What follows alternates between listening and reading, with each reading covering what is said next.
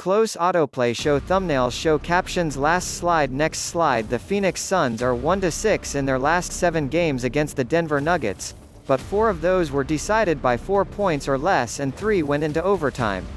So the Suns being favorites in this best-of-7 series may seem surprising, but upon further review, it really isn't. Phoenix is the higher seed and just beat the defending NBA champions.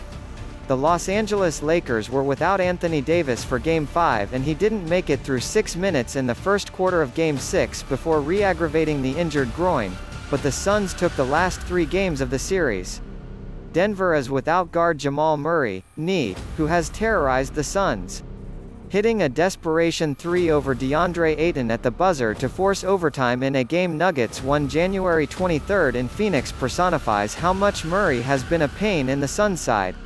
His numbers against Phoenix speak for themselves. 2018-19, 3-1 versus Suns, AVG 24.3 ppg, 50% FG, 58.6% 3PT, 5.8 APG, 5.0 RPG. 2019-20, 4-0 versus Suns, AVG 28.3 ppg, 56.6% FG, 50% 3PT, 4.5 APG, 5.5 RPG. 2020-21, 2-1 versus Suns, AVG 25.0 ppg, 47.6% FG, 35% 3PT, 6.3 APG, 5.7 RPG.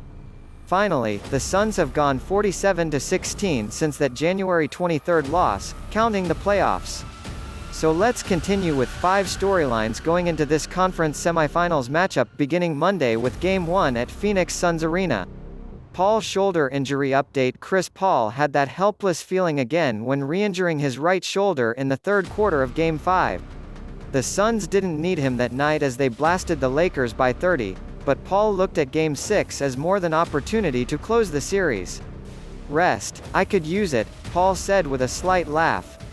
2 days later, Phoenix eliminated the Lakers in Los Angeles and the NBA schedule makers did Paul and the Suns a favor by waiting until Monday to start this conference semifinals series.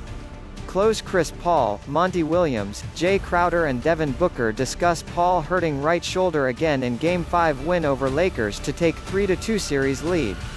Arizona Republic. With 3 days between games, Paul has had a chance to rest, get necessary treatment and bodywork, but the 16-year veteran was getting up shots as Suns coach Monty Williams was doing his post-practice Zoom media interview Sunday.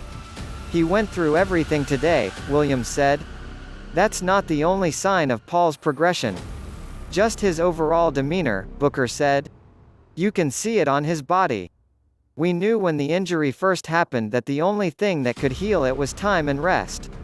Any extra day of recovery that we could get would benefit him.